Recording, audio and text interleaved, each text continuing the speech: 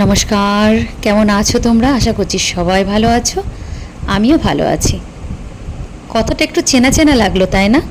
হ্যাঁ, ওয়াইটি জগতের আমার দেখা সবথেকে সেরা নারী যদি বলতেই হয়, আজকে কিন্তু যারা বলো যে আমরা শুধু কন্ট্রোভার্সি করি মেয়েদের নিয়ে, না না, ভুল কথা।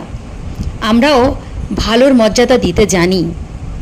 আর ভালোর মর্যাদা দেব যখন, আর সেই নারীর মধ্যে যে আমাদের প্রবাসী ঘরকন্যার দিদি থাকবে না, সেটা তো হতেই পারে না।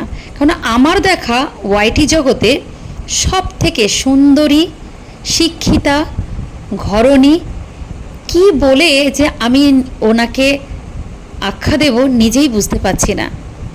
সব থেকে বেশি উপহার হিসেবে যদি দিতে চাই, সেটা হচ্ছে সেরা নারী, সেরা মা, সেরা স্ত্রী।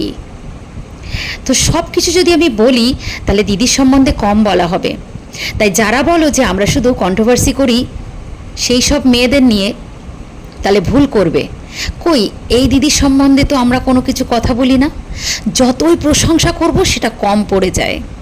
আজকে দিদির ভাইয়ের বিয়েতে এসেছে, তাই অপরূপা সাজে তিনি সেজেছেন আমাদের মাঝখানে।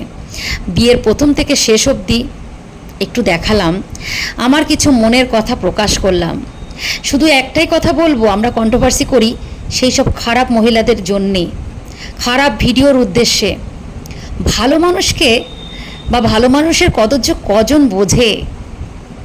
তাই দিদিকে আজকে আমি স্যালুট জানিয়ে, দিদিকে অনেক ভালোবাসা দিয়ে, দিদির প্রতি যে রেসপেক্ট, দিদির প্রতি যে শ্রদ্ধা, সত্যি ওয়াইটিতে আমরা মনে করি এরকম মানুষের খুব খুব দরকার, যে সাবলীলভাবে প্রতিনিয়ত আমাদের সুন্দর সুন্দর ভিডিও দিয়ে আমাদের সবার মন কেড়ে নিয়েছে। কি তাই তো?